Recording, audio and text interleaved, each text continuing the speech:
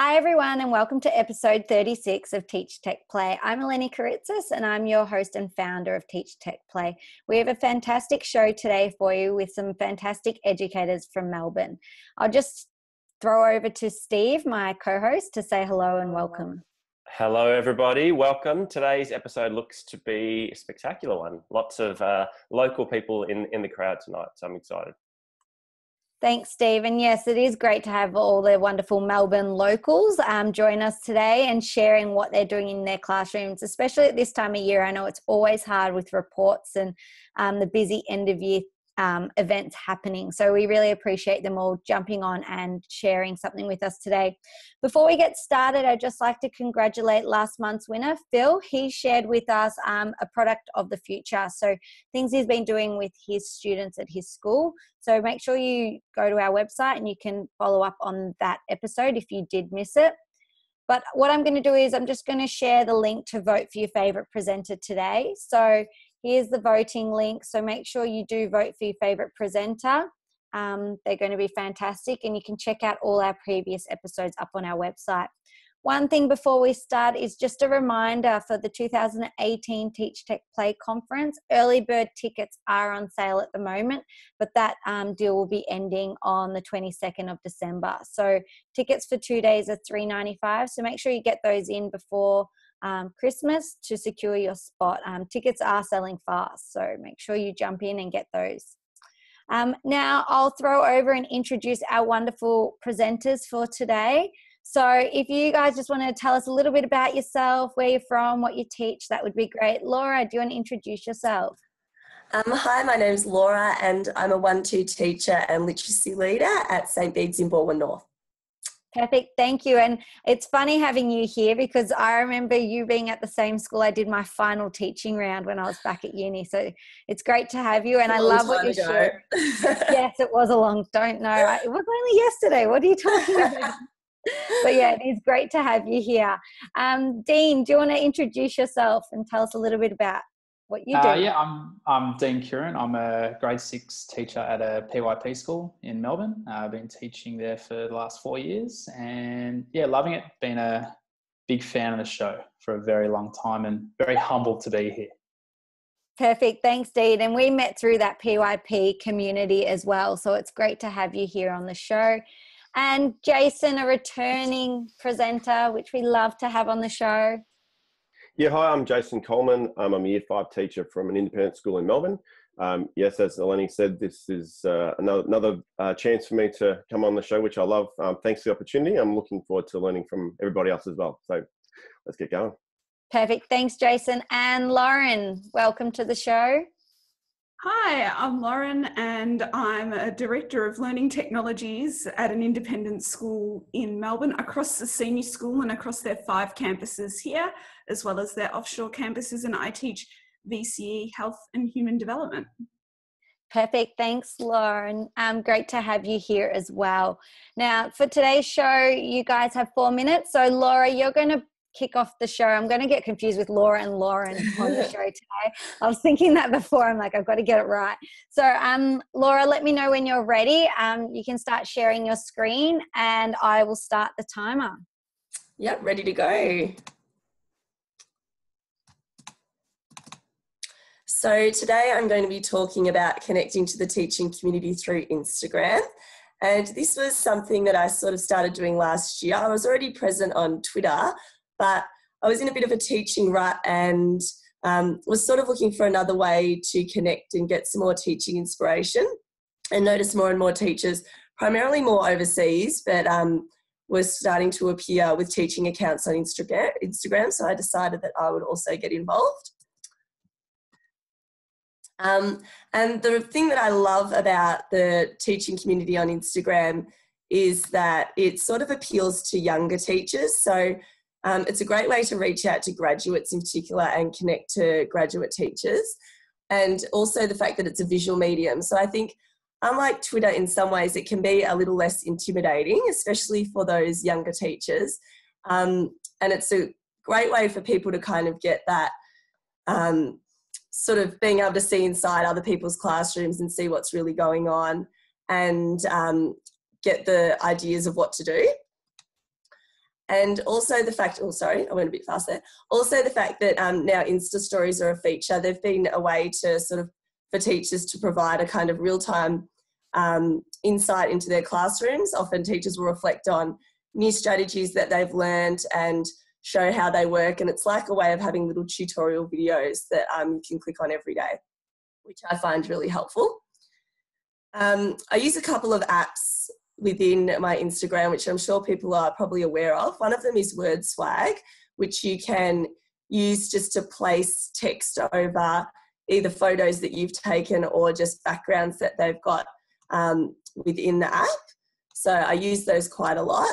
And the other one that I use quite frequently is Canva, which I'm sure a lot of people are aware of. And it's also I'm going really fast there, a really great way for if you're doing blog posts that link to your Instagram account.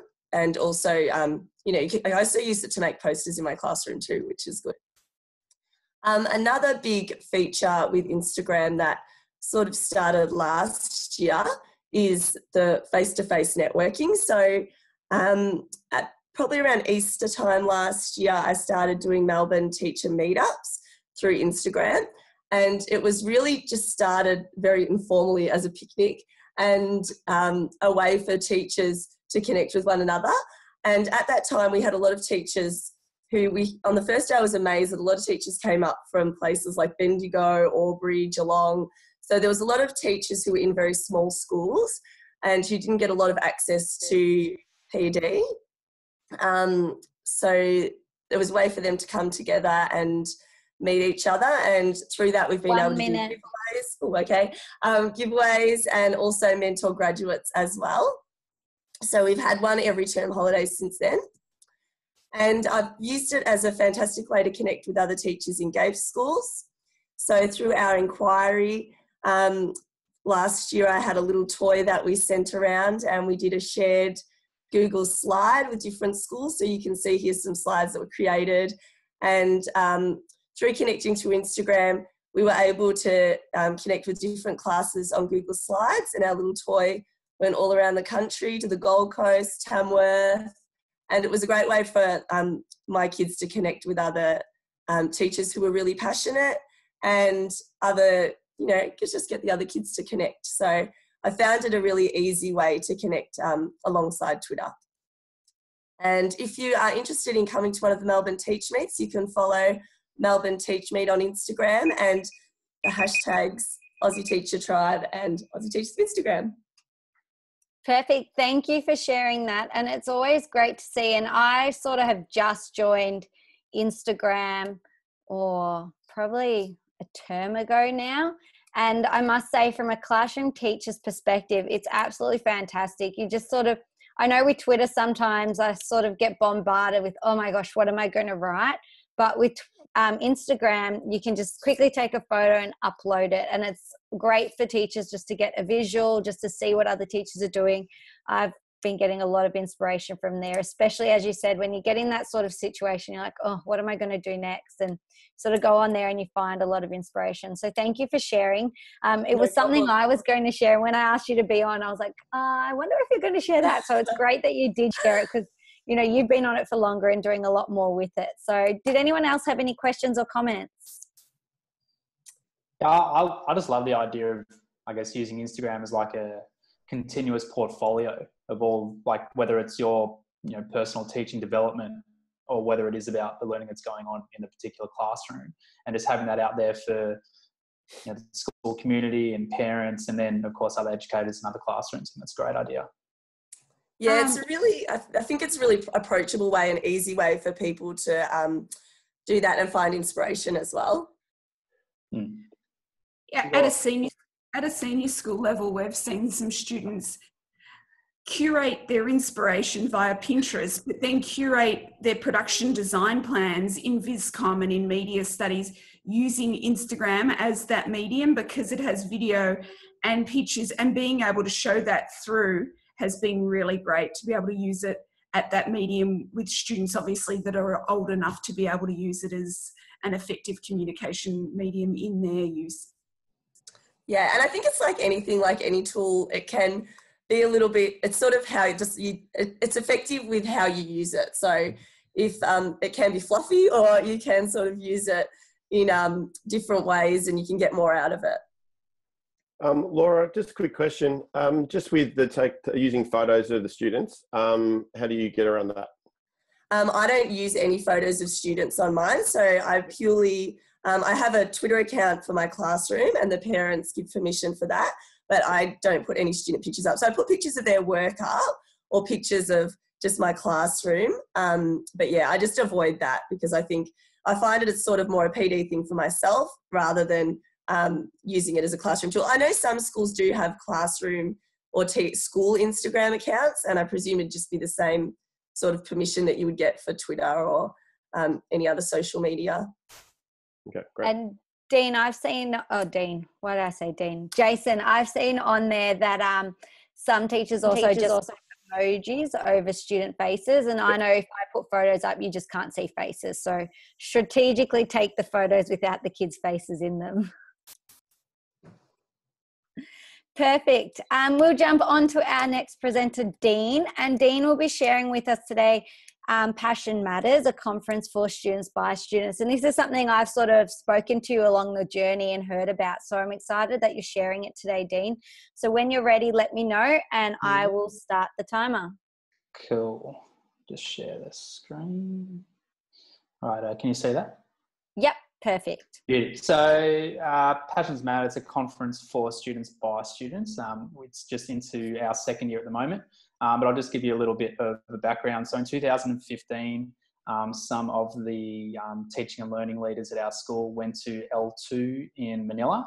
And what they took away from that was how can they take the learning that occurred at a conference and then bring it back to the teachers and give teachers a bigger opportunity to their learning. And so following that, in 2016 came Unleashing Learning, which was a conference that our school ran and invited teachers from Melbourne, from interstate and from overseas. Eleni, I'm pretty sure you presented at that conference as well.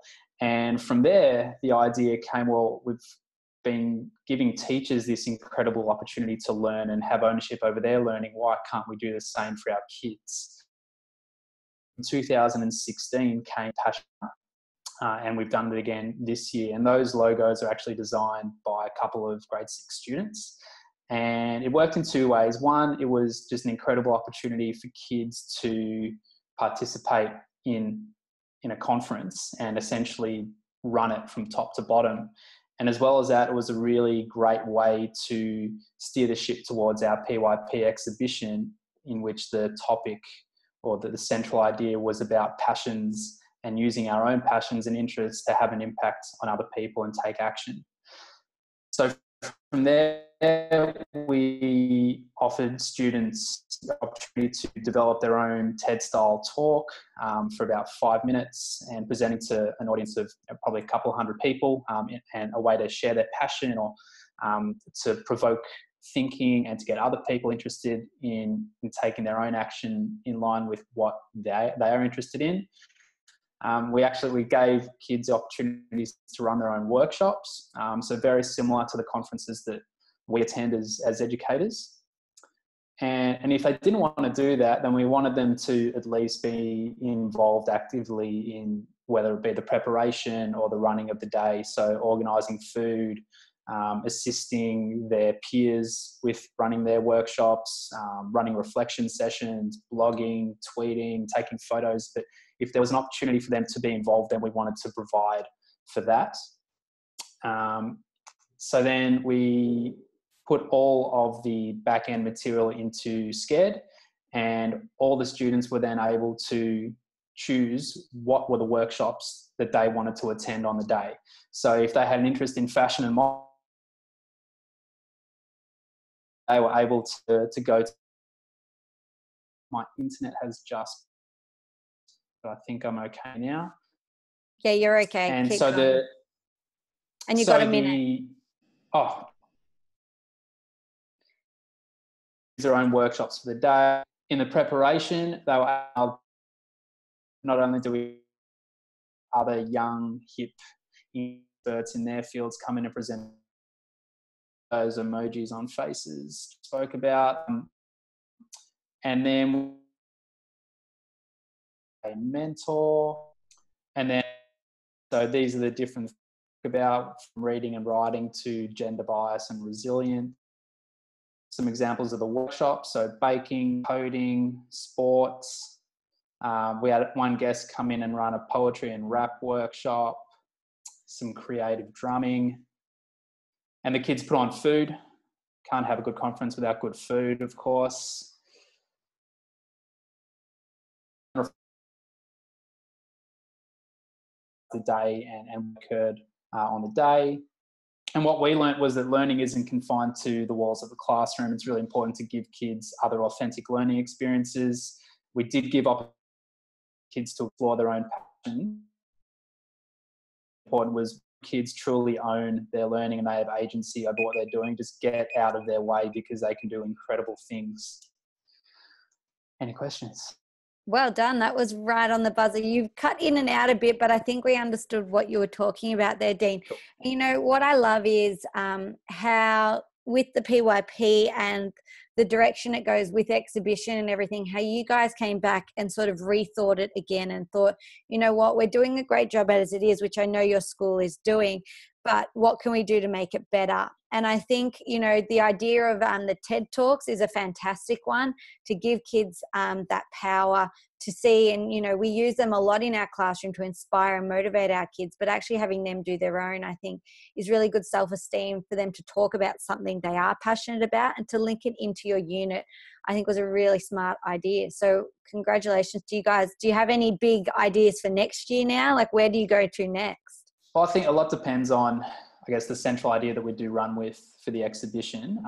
Yeah. But look, it definitely evolved a lot more this year from last year. Like, we're constantly reflecting on it and how we can refine it and make it better. This year, what we did differently was we actually invited another school. So there was a school that is situated just around the corner that were also on their own exhibition journey. And so we got all their details. They chose their own workshops. And so seeing our kids collaborating with kids from another school in real time was pretty cool as well. Yeah, that's awesome. And do you do a different unit, like a trans theme for every exhibition, or do you try to stick to the same for a couple of years and change it up? So we've had the same one for the last 2 years, and we're actually right in that phase now where we're thinking about our units of inquiry for next year and where we might go with that, and if we want to change the order of the units and get more flow with them and change the unit for exhibition. So yeah, we're still going about that right now. No, perfect. Thank you. Did anyone else have any questions? Yeah, I did, Eleni. Dean, I love the student choice in it.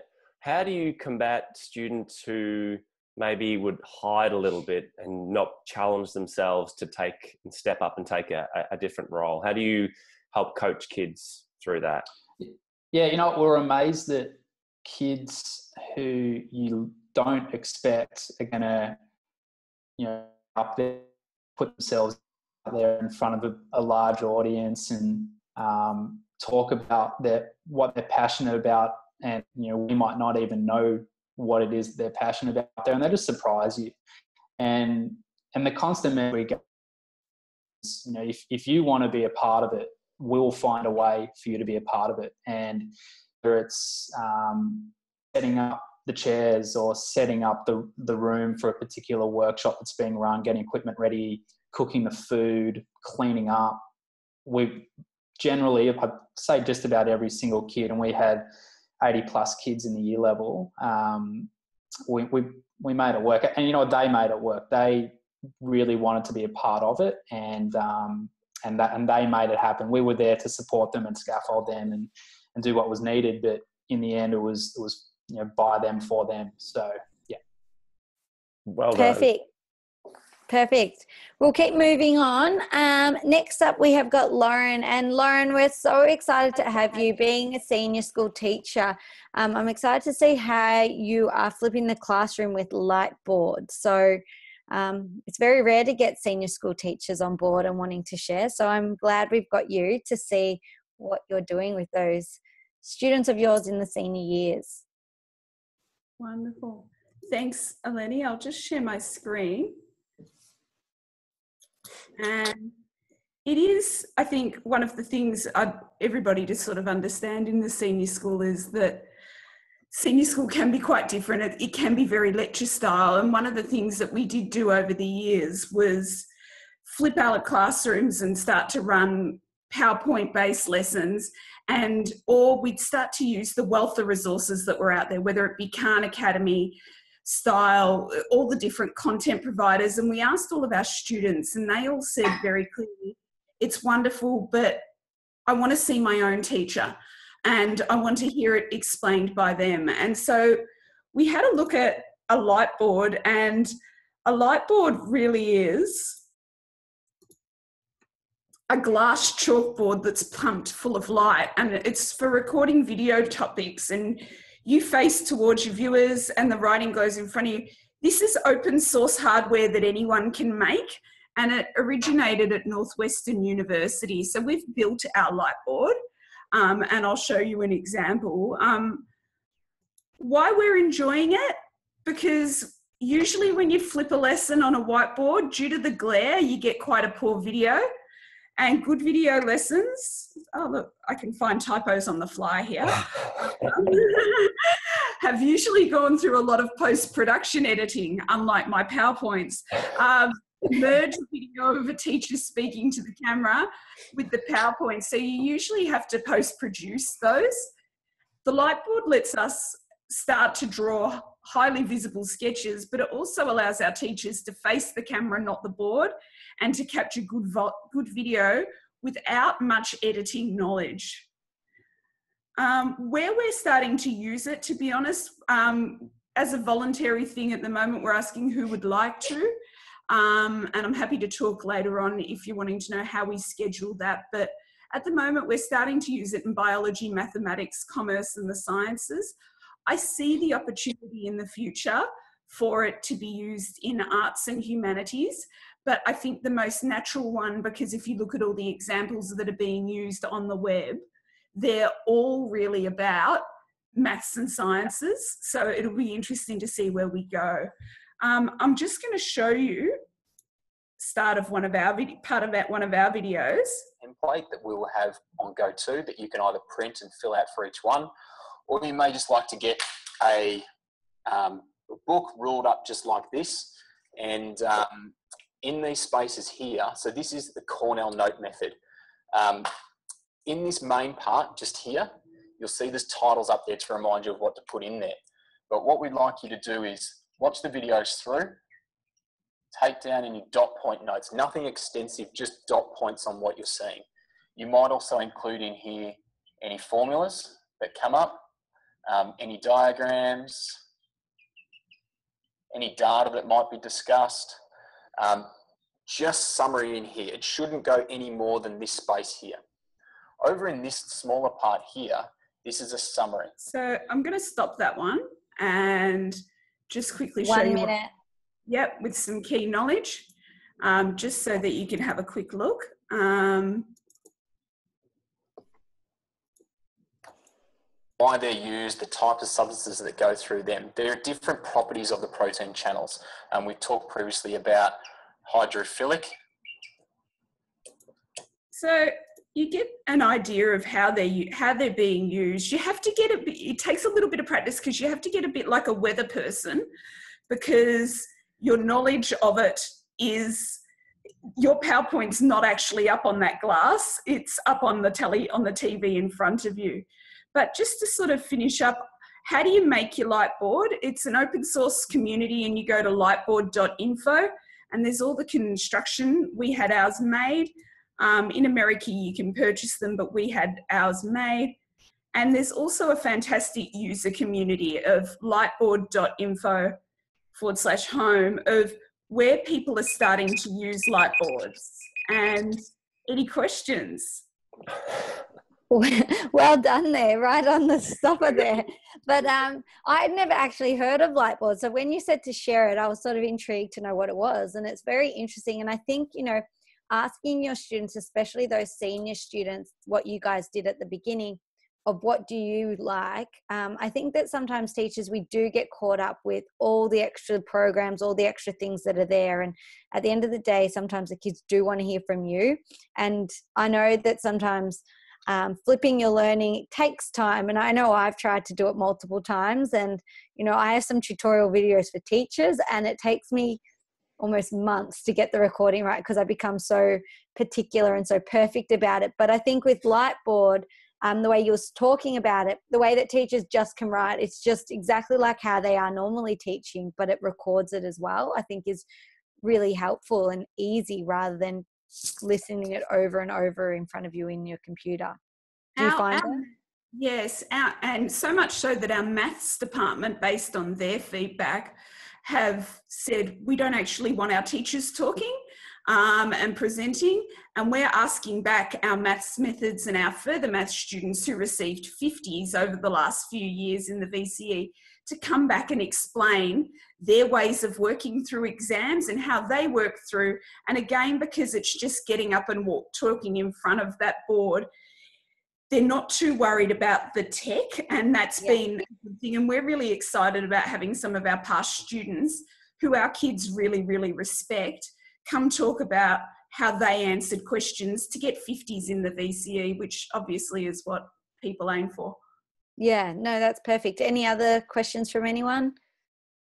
Lauren, I was just wondering whether you was it difficult to get teachers on board with it, or were they just like, I think it's fantastic, but were teachers excited to try it? When we first explained it, teachers were excited but wanted someone else to have a go. Once we've had a few teachers build up a library, I think the scheduling's quite interesting. Working in an independent school, we have Saturday sport, and if you choose to do a learning technology project, we rejig it and you don't have to do as many of a sport. So a lot of our teachers have said, well, I'd like to do some filming of a Lightboard and do a series. So they sort of sign on to a 6-week project to create a video for each of the key knowledges. And they see that as, it also gives us quite a good start and finish, because the setup and pack up of such a thing is there. But our maths and science teachers are very much on board. We have huge interest from media studies.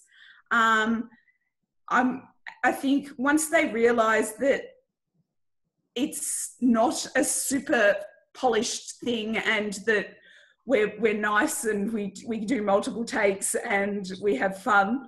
I've done the weather a few times. That's a bit fun. Yeah, that it is low pressure, and how much our kids really love seeing their own teachers. Perfect. Steve, do you have a question? I'm just wondering what's at the back end, Lauren. Like, what records it? So obviously you have the physical setup, but what's the behind the scenes? So we have the Lightboard, which is there. Then we have our camera. We have a TV screen which shows what's on there. So it'd be a typical recording sort of setup, 2 lights, and then via the software that now I'm going to sound really silly now, but it reverses the image. So it reverts the image, and through that reverting of the image. And that's why you'll see in the earlier ones, our teachers will sometimes look down, and it's because they're looking at the reverted image on the television. In a perfect world, we would probably invest in a teleprompter that didn't give off glare. But at the moment, we're sort of using big post-it notes for our notes so that our teachers know what they're saying, as a low-cost opportunity, because I think these sort of projects can blow out and become, and we agree with what Laura says, we need a real need for it before we sort of invest in what we hope will be a full recording studio for our school that records these sorts of videos for kids and for teachers. Perfect, thank you. And last but not least, we've got Jason today. And Jason, you'll be sharing something Steve's been telling me about, AR in the classroom with Metaverse. I think that's correct. Yep, all right, I'll just share my screen with you. And let me know when you're ready and I'll start recording. Okay, can you see my screen? Yep, perfect. Great. Well, I'm I'm here to talk to you about a augmented reality tool called Metaverse.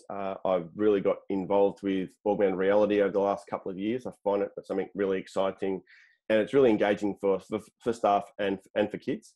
Metaverse is very similar to Pokemon Go.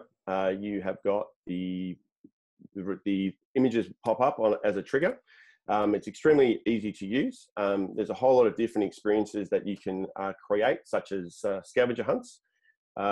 I know that Fiona, a couple of episodes ago, spoke about digital breakouts. You can use Metaverse to do these digital breakouts as well. Teachers can use it for creating content and sharing information with their students, and students can use it to create their own challenges and share their learning and get other people involved in their passions. So it might be something that you could tap into one of those student-led conferences that Dean presented. I think Metaverse is really fun. I'm really looking forward to using it a little bit more. It's something that we've been using throughout the year. And I thought I'd just quickly show you how I've used it. Once you've logged into Metaverse, you've got what we call it's a storyboard. So it actually works like a storyboard. You've got to think like a coder, I suppose. You've got to work out how a journey will work through. You've got to use these things called scenes, and we've got little blocks that add a probability to it, so you can randomize your storyline.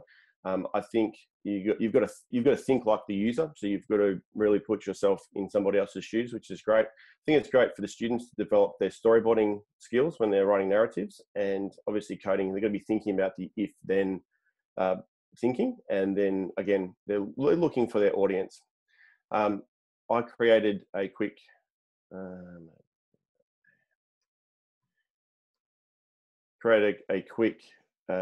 Metaverse experience for my kids, just to show them how it worked. Quite simply, I created a dialogue scene, then I had a selfie scene. So when you come in, the first thing you do is take a selfie so I can record that you've been as part of my experience. And then you scroll through the different scenarios. There's a question there for kids to answer, just to get involved in the process. In terms of a student, we had a unit on the discovery of gold, and I'm a big fan of the choose your own adventure style genre, and so students worked through a whole lot of different choose your own adventure style books, and two girls, Alana and Miller, decided to use Metaverse to create their experience, so people could see what they learn about the gold fields. You can see that they've added photos, they've got some probability wheels there. There's some questions that you need to push through. So just like the choose 1 minute, you've got to make a choice, and you move through the scenario. I'm hoping that this works. The easiest way that you can share it, just going to make it well, is that there's a QR code that it's created, and you scan it using your your camera, sorry. And then you've got to find the trigger. It pops up on the screen that tells you to go left and right, so you can chase it down, and then you interact with the screen and going through the scenario. That one there was looking at, he was a miner. Unfortunately, wasn't too successful in the gold field, so the experience ended pretty quickly for that student there. In terms of you having a look at it, I'll just put that up on the screen. Anyone can scan that QR code and have a look at Miller and Alana's experience, and give them some feedback as well. But I can see that Metaverse has got some wonderful abilities, and I also think that it'd be great for creating choose your own adventure PDs through the staff, through the campus, and getting some teachers involved with it as well. So thank you. Hopefully I could do it in a very short period of time. I could go on for hours. Thanks. Thanks, Jason. That's awesome. Just quickly, can you make it on the iPad, or can it only be made on a desktop? The studio only works at the moment on a desktop as far as I've tested it. The experiences only work on a tablet as well. So you can use an Android tablet or an iPad or something like that. Works on phones as well. Perfect. Sorry? Is there a cost involved? It's free for teachers and for using just creating these things. I know that on their website they've used it at the Sydney Olympic Stadium for different tech conferences and things like that. So it's been pushed out, which is good. And there's a great community starting to develop with the Metaverse guys, and their website is there. They've got a whole lot of full video YouTube channel explaining how to use the different components as well. So it's they're really pushing into the education side of it, which is great for us. Any other questions? Jace, one of the things that you are very passionate about is branch narratives. Do you want to maybe explain what that is and how this assists? Okay, branching narrative is that choose your own adventure style of thinking, where you've got a number of choices that you've got to sift through, and based on one choice, it will lead to another scenario popping up. So for instance, with this that's on my screen at the moment, when you're looking at where you want to start your journey, you can choose a mother, a policeman, or a Chinese miner. If you choose a mother, it follows one story path. If you choose a policeman, that follows another one. Sometimes the pathways will cross over. Similar to, I always go back to the old Choose Your Own Adventure books when I was growing up, which I think they're making a bit of a comeback at the moment, which is great. But the branching narrative allows you to explore different parts of a storyline. So it's almost like the sliding doors sort of scenario, where if you choose this direction, it will change the way that your story ends. And if you can always go back and start again and have another go at it. And I love how you bring in the link to digital technology. So the conditional logic, like if then. So for a lot of teachers, when they hear that language, they're like, oh my God, I don't know what it means. But when you bring it back to literacy and talking about choose your own adventure, then they can actually understand the concept because it's familiar. So I think that's just sensational. And Jason, did you find it difficult to set this up, or was it quite straightforward? I found it quite intuitive, only because of, I suppose, coding experience and knowing what a pathway could look like. Yeah. It's extremely simple to create a new one. Yeah. And it's basically just click and it's simple, very simple for anyone. No, that's perfect. Thank you for that. Were there any other questions? No. I know that's something I'm definitely going to add, not for this year, only having 2 weeks left, but definitely for next year. Get it done. Look, we've got our Year 3 market day this week, which is the kids making their own items and creating their business names and everything. So, and then the last week's presentation evening and everything else. So maybe I might sneak a little Christmassy one in there somewhere, but I'll have a go. You've set me a challenge now. But a huge thank you to all our presenters who shared something on today's show. Just a reminder to make sure that you do vote for your favourite presenter, and check out any past episodes on our website. So just go to www.teachtechplay.com, and there you'll find everything, including blog posts and educators of Teach Tech Play. And one final reminder, make sure you get in and get your early bird tickets. You've only got a few more days left. That our early bird price of $395 for the conference ends on the 22nd of December. So make sure you get that in. And on behalf of myself and the whole Teach Tech Play team, and I'm sure Steve, you would agree, we wish all our viewers and all our community, everyone in our community, a Merry Christmas and a Happy New Year. And we look forward to seeing you all in 2018. And keep tweeting, keep sharing, keep asking questions. That's what the community is here for. Steve, did you have anything else you'd like to say?